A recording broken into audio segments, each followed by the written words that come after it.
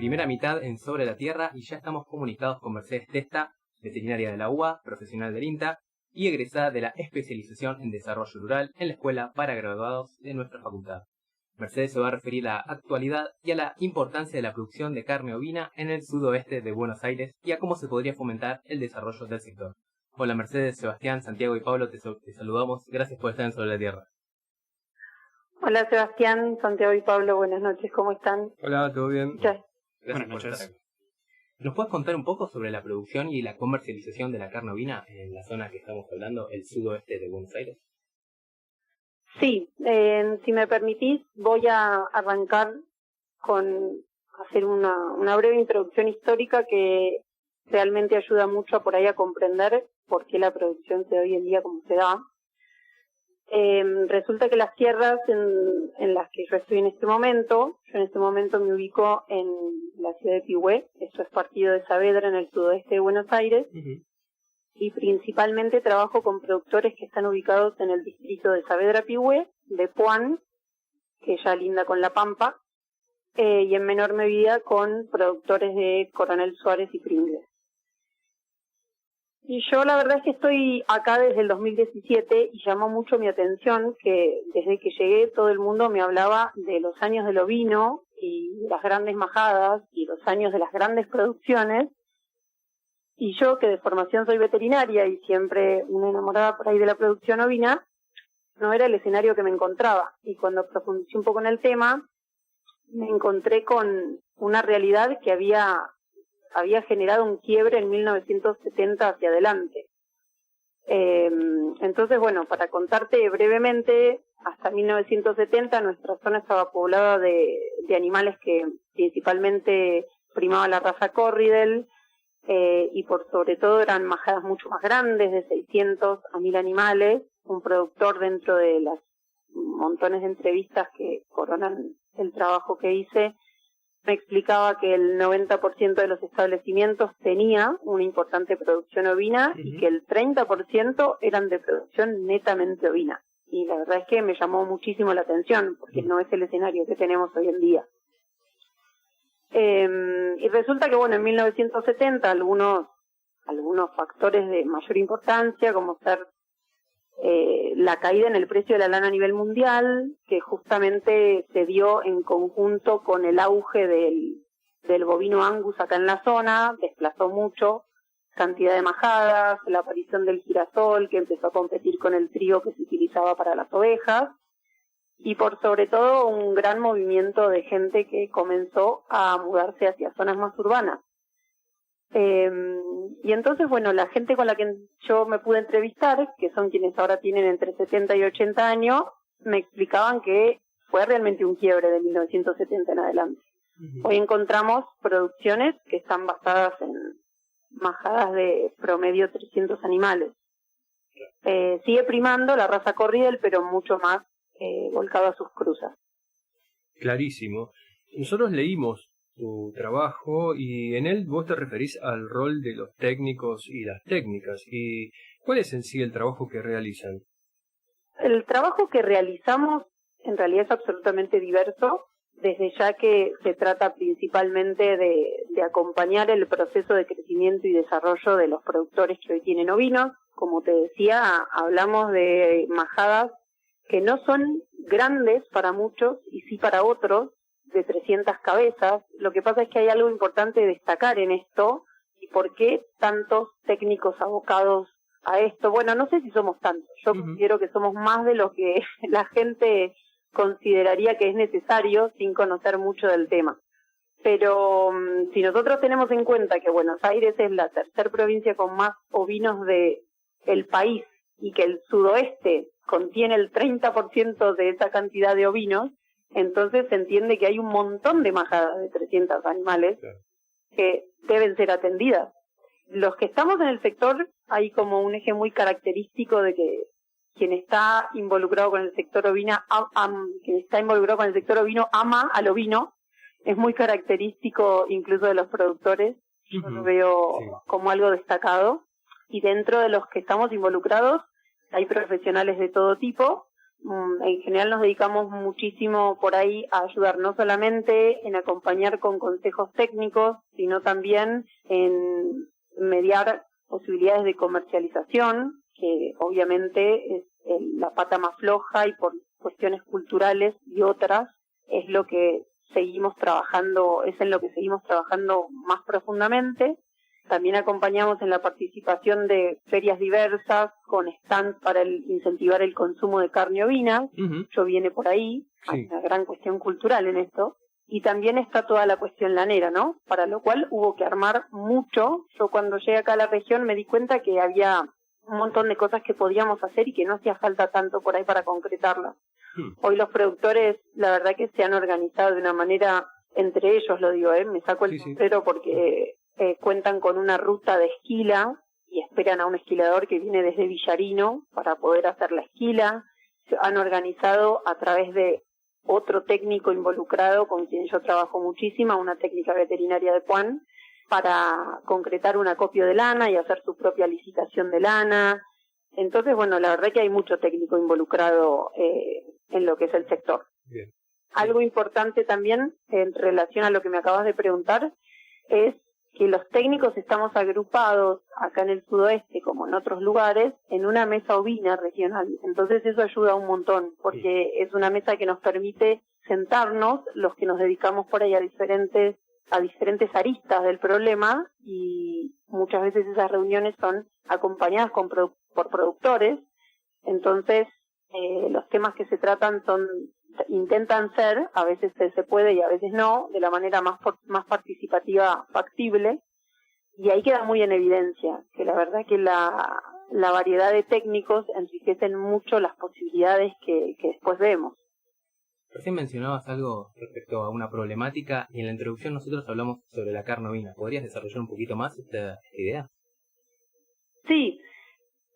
Tanto un poco lo que les contaba desde antes de 1970, en donde si se quiere la producción era bastante más formal en relación a sus ventas, porque algo que a mí me llamó la atención es que las personas me contaban que para ellos los días de fiesta eran los días de arreo de majadas, que a veces daban días hasta las estaciones de tren para cargar los ovinos en el tren con destino a Liniers. Y la verdad es que seguramente por el número de ovinos que tenían por majada, el canal de venta formal en su momento era de inmensa importancia. Y por sobre todo, el ovino se consumía muchísimo en las familias, ¿no? Gran parte de la producción era la carne de cada día. Claro. Pero culturalmente el ovino siempre se ha consumido principalmente como al bulto, lo que llamamos nosotros, ¿no? Como una unidad, el cordero al asador, el cordero para Pascua, para el Día de la Madre o para las fiestas. Y eso ha desvirtualizado un poco el valor productivo o el valor en la producción del ovino como unidad, ¿no? Porque cada ovino tiene un propio valor de producción. Y en realidad lo que uno produce en el campo son kilos de carne, no animales, no unidades de animales. Entonces, más allá de que culturalmente yo creo que nunca vamos a desligarnos, y está buenísimo que tengamos esa cultura del consumo del ovino a nivel festivo, un poco lo que se intenta ahora son dos cosas. Por un lado, tratar de formalizar más un sector que culturalmente es informal. O sea, yo te podría decir el principal punto por el cual es el huevo y la gallina, pero voy a tratar de ser escueta. El principal punto por el cual es difícil generar por ahí políticas públicas adecuadas y que puedan ser utilizadas desde productores de 200 animales hasta productores de 700, es porque se sabe fehacientemente que la cantidad de ovinos asentados en cenaza no supera el 50% de la realidad. Y esto se sabe por la cantidad de lana que hay volcada en el mercado. Hay muchísimos ovinos que no están registrados. Yeah. Entonces, esto ya de por sí hace que todo lo que vaya de acá para arriba se menosprecie en un punto.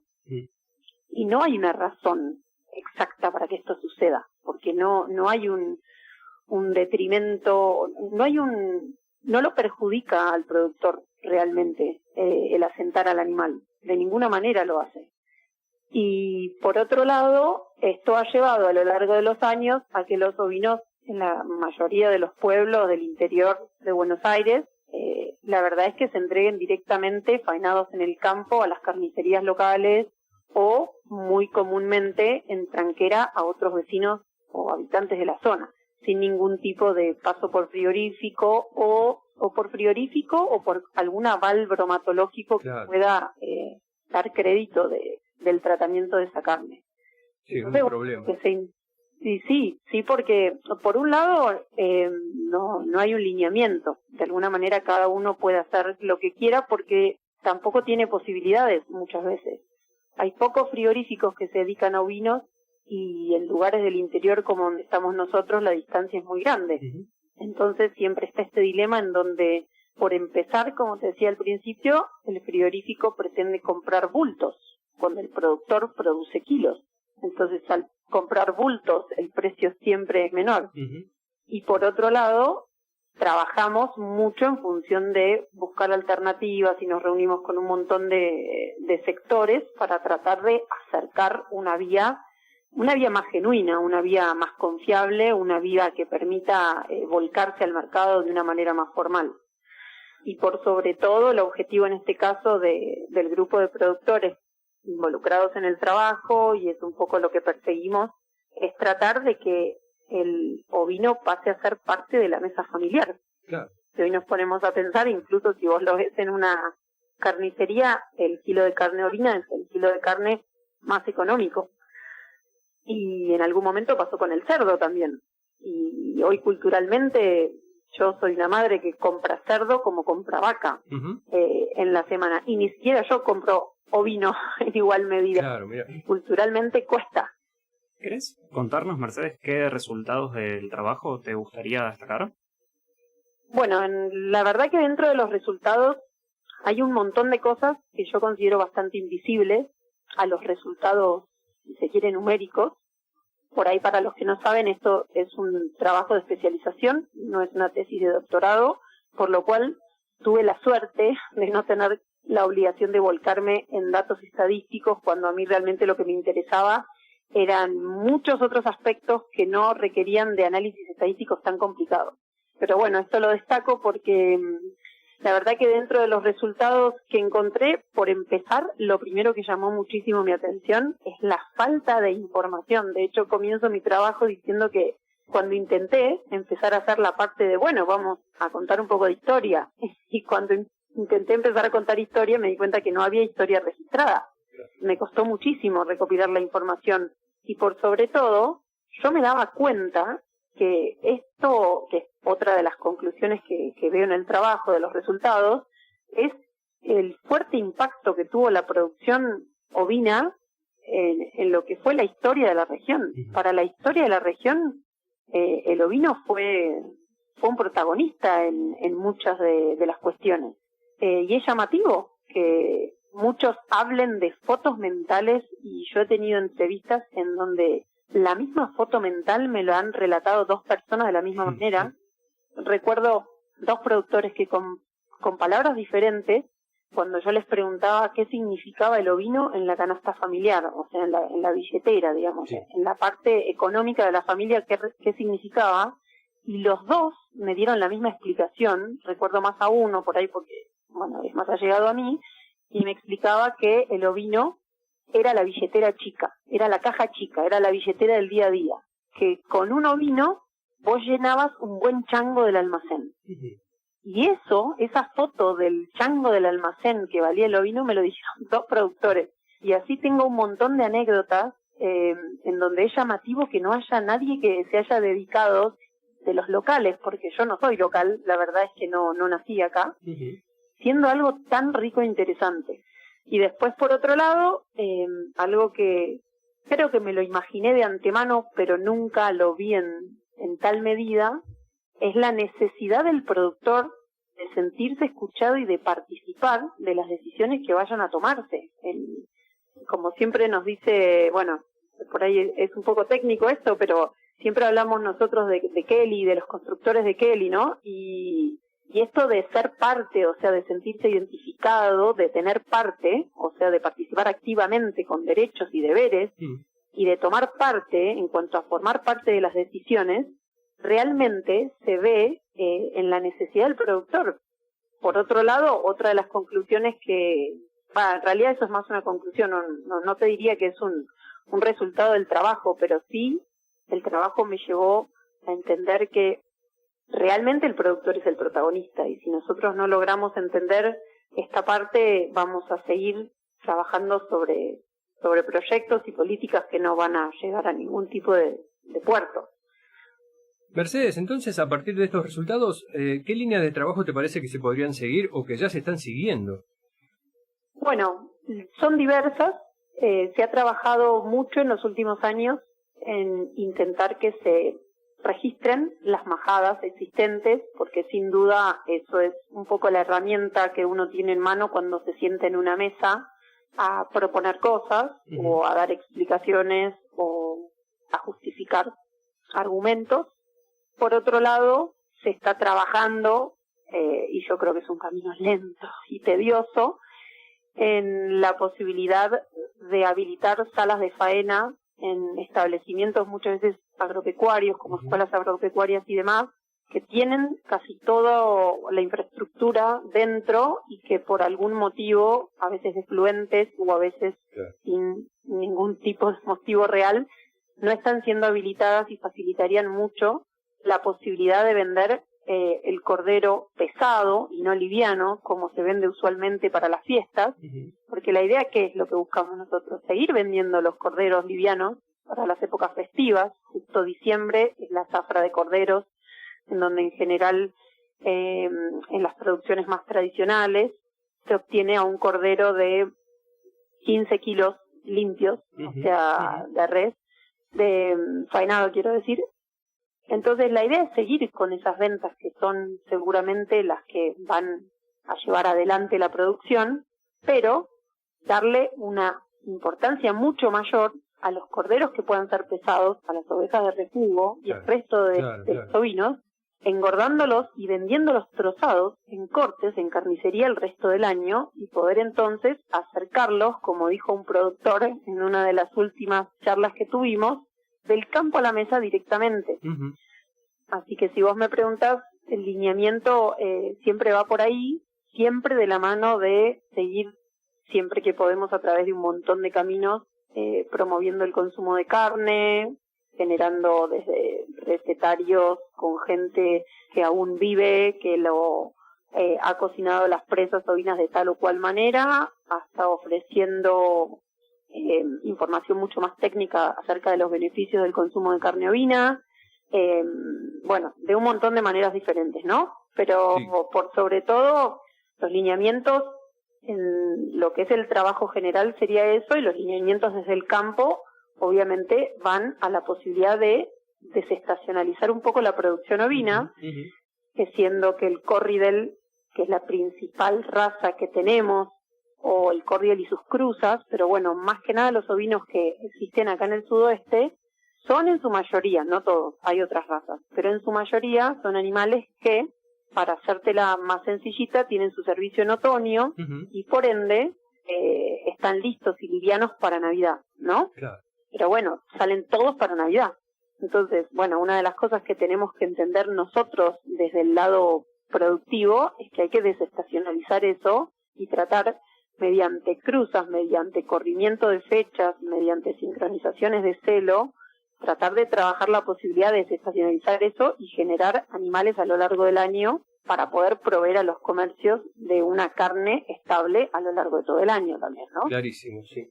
Mercedes, como para ir cerrando la entrevista, ¿nos puedes dejar alguna breve reflexión sobre algo que nos quieras contar sobre el sector y las personas que lo componen? En principio, yo creo que sería muy importante, de alguna manera, volver visible a un grupo de productores que realmente parecen invisibles, y cuando uno se involucra bastante más, se da cuenta que deberían ser ellos quienes tal vez estén sentados en otras mesas más serias.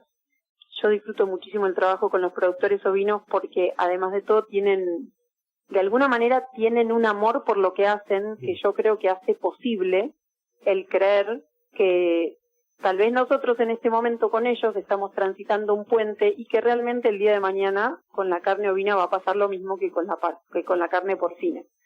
Es gente muy dedicada, es muy trabajadora, realmente. Con respecto a los técnicos, hay una gran unidad entre los no tantos técnicos que estamos involucrados en el sector.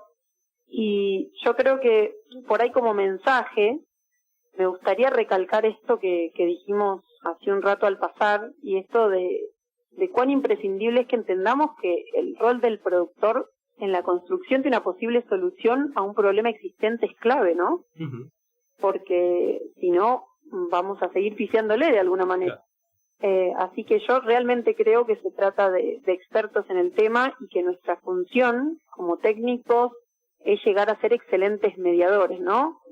Llegar a ser esas personas que invisiblemente hacen que las cosas sucedan y no son protagonistas. Hoy en día, por suerte, ya no está más esa verticalidad de creer que nosotros somos extensionistas porque venimos a extenderle el saber al otro. El darnos cuenta que tenemos que trabajar en conjunto y que cuando vos me decís qué personas componen el sector, todos juntos en una mesa, un poco esa es la manera que me parece que va a llegar al éxito. Bien, Mercedes, muchas gracias por estar en Sobre la Tierra y seguimos en contacto. Muchas gracias. Bueno, muchas gracias a ustedes. Chao, chao.